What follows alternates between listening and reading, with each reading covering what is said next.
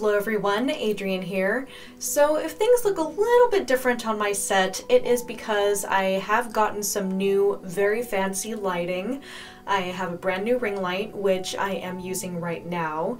And on top of that, I do have a light wand that is hovering above me that is making that beautiful kind of green tint in the back. I was in desperate need of some good lighting. My old ring light was on the verge of busting, so I had to get that the hell out of here. But the reason I'm here today is to do an absinthe review. Now, I will fully admit that this will not be a complete, first impression of this absinthe, mainly because I tried filming this review several weeks ago, and because some of the settings on my new camera were a little bit funky, unfortunately, it was lost. So you can imagine how frustrated I was when that happened. Ugh. I was in so much pain. And by pain, I mean frustration. It was terrible. So again, like I said, this will not be a first impression, and I usually do want my absinthe reviews to be an absolute first impression of the absinthe I'm drinking, so that I can give you a kind of play-by-play of everything I'm experiencing with that absinthe without any kind of prior bias. So while that may be a little bit destroyed or compromised so much in this video, I'm not going to let that stop me from delivering a good, thorough review for you. So the absinthe we're going to be reviewing today is La Capricieuse. So I'm super excited about this one because this is a slightly stronger sister of La Clandestine, which I really enjoy, and on top of that, it's one that I really recommend to a lot of my beginners when it comes to absinthe because it is a little bit more mellow, it is a little sweeter, it's a little bit more palatable for people who aren't quite used to the flavor profile of absinthe quite yet. So it's a good kind of temptation on the road to absinthe. But this is made by the same distillery, and from what I understand, this has the same exact flavor profile, it just is distilled with a stronger alcohol.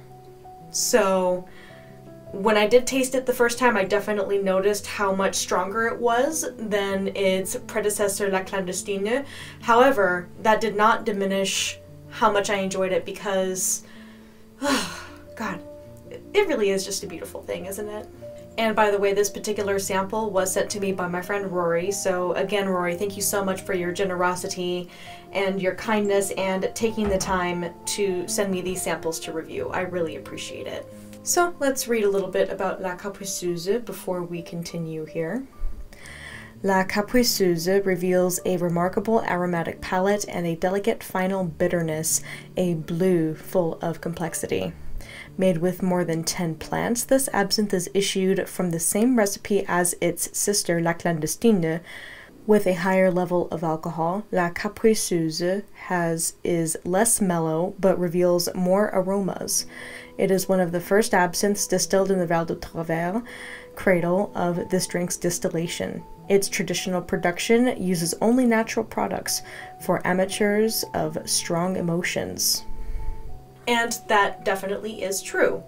You know, there's a huge reason why I do give my newbies with absinthe La Clandestine as a kind of first try to introduce their palate to absinthe, because it's fucking delicious.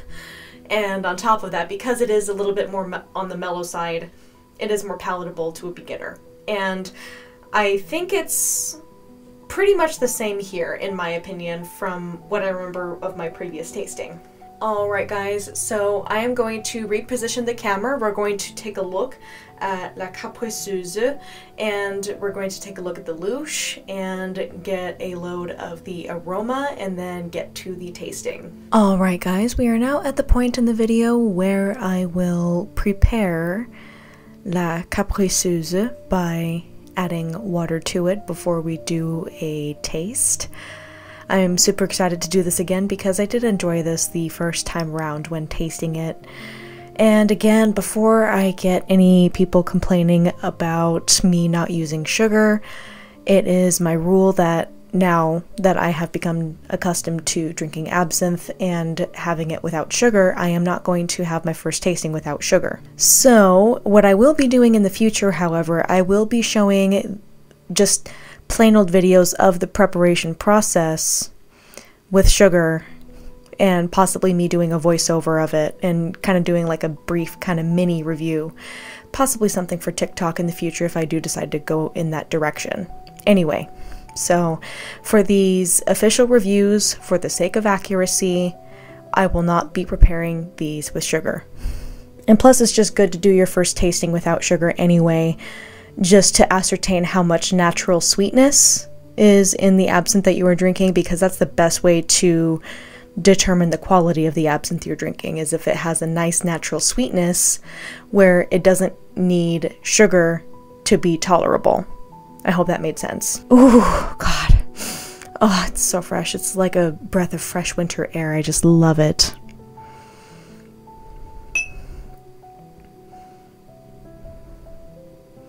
Honestly, a lot of the best absinthes that I have tasted do have that fresh winter air quality.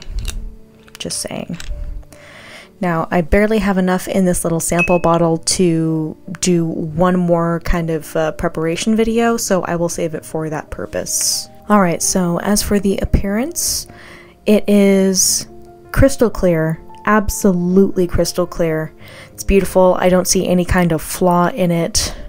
And again, it's kind of hard to rate an absinthe that doesn't have any color in it. Like if I were evaluating a green absinthe, then I would be commenting on how good the color is. But in this case, as it is a bleu or a blanche, in this case, I can only really rate it on its clarity. So appearance, it is definitely going to be 5 stars. It's beautiful. All right. Now we are going to start the process of the louche.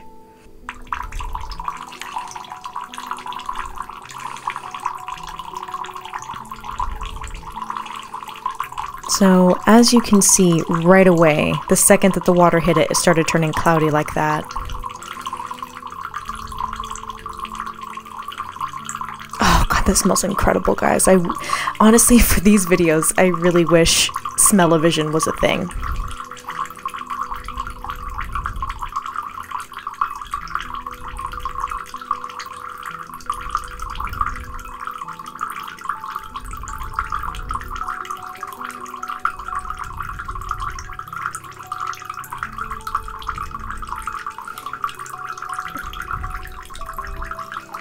So as you can see, this is opaque as fuck. It's absolutely beautiful.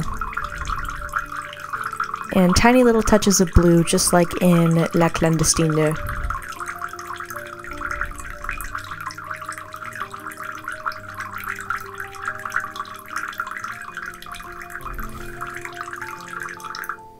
Alright, we will call that good. Alright, so for the louche, as you can see, that is one of the most opaque glasses of absinthe I have ever seen in my life. Like, seriously, you cannot see anything past this louche. It is such a thick cloud. Absolutely beautiful. So louche, definitely 5 stars. It's gorgeous. It is complex, it is jewel-like, and even especially for being a bleu or a blanche, it is gorgeous. Alright, so now I'm going to reposition the camera again, and we are going to do a taste and give our final thoughts. And we're also going to be giving it a good smell too. Alright guys, so we have our glass of La Capricieuse. And I'm pretty excited about having this again. Like I said, I did have it once before with that review that just disappeared from my camera right before I was going to edit. Still very upset about that, as you can tell. But we're gonna go in for another sniff, another taste, and another review. So here goes the smell test, so to speak.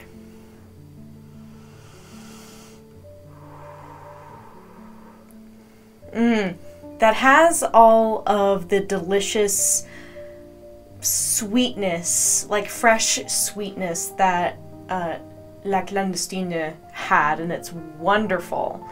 Just, it smells like pine trees, I'm not even joking. Definitely a nice bite of wormwood, but not too much. And again, you can smell the more intense alcohol taste of this one. God, I really want to go in for another taste. Really, really bad. Now, aroma, I will give 4 stars. It's lovely. Positively lovely. Like, this is what you expect from a nice, high-quality Blanche Absinthe. It's wonderful. And now we're going to go in for a taste. As always, santé, and please drink responsibly. Here we go.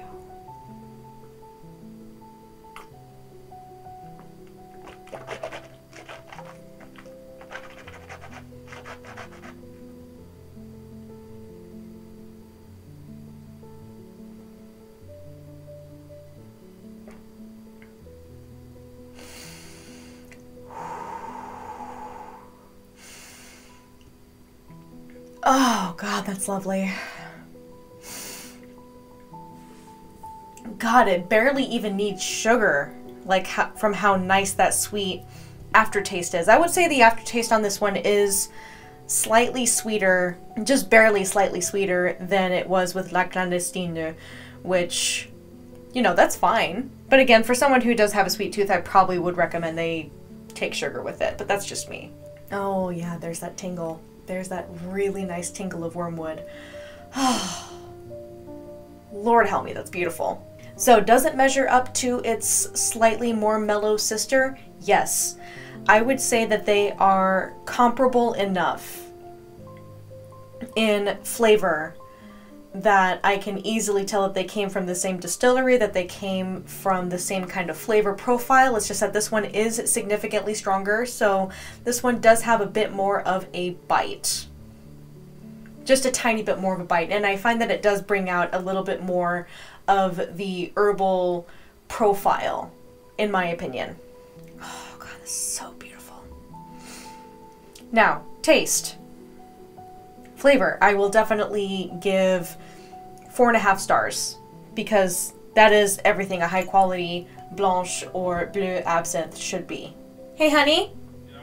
Can you come here for a moment? And of course, for the opinion of a non-absinthe drinker, Kenny's going to come in here and give a brief taste. Can you take a brief taste of this and tell me what you think? Mind you, it does not have sugar. That's okay. It's okay? Yeah. No, even without sugar, it's not making me go blah with the flavor. But you think if you had this with sugar, you would enjoy it more? Probably. Alrighty. Yeah. This is the slightly stronger sister of La Clandestine. Thumbs up. There you have it, guys. Without sugar, he says that it is tolerable, and that's coming from a non-absinthe drinker who has a huge sweet tooth.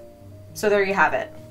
Gosh, that's just delightful. Just so flavorful, and it's actually making my mouth water a little bit. Oh man, that's lovely. Yeah, definitely if you have someone who is a big fan of La Clandestine, but they want something that's a little stronger, I would definitely highly recommend this. It's fantastic. It really is. It truly is a breath of fresh air. When people came up with that metaphor, I would have to say they were talking about a really good glass of absinthe, a breath of fresh air. Oh gosh, I just feel lovely after having that one. So guys, as far as flavor and mouthfeel is concerned, it was very silky, very thick, and very palatable with the mouthfeel. So with flavor, it was 4.5 stars, and with mouthfeel, I would definitely again say 4.5 stars. Wonderful. This is probably among the kind of top-notch quality that you would get as far as Blanche or Bleu Absinthe is concerned. So if you are in the market for a really, really fantastic Blanche or Bleu Absinthe this is for you. This is definitely for you. Do not miss out on this opportunity. And also, if you are a fan of La Clandestine and that was like one of your first tastes of absinthe, but you want to try something that's a little bit stronger, a little bit more intense, then I would also recommend this for you as well. So guys, I hope you enjoyed that video. Again, I sincerely apologize that this was not a genuine first impression, but it was because the first time I filmed this, it just disappeared. It really could not be avoided, unfortunately. But I do have more absinthe reviews coming out relatively soon. I even have a red absinthe that I would like to review, so I'm looking forward to that. As always, subscribe to my channel if you haven't already, and make sure you hit that bell for notifications so that you can be notified every time I do make a video. And yes, as I mentioned before, I am thinking about making a TikTok, some of it focused on absinthe, other parts focused on Gothic literature, things like that. I would love for you guys to join me on that platform if I do end up taking that step. Leave a comment down below on whether you think I should make a TikTok. Would you watch it? Please let me know. I would love to know what you think. Thank you so much to my patrons. You are fantastic. I really appreciate your support.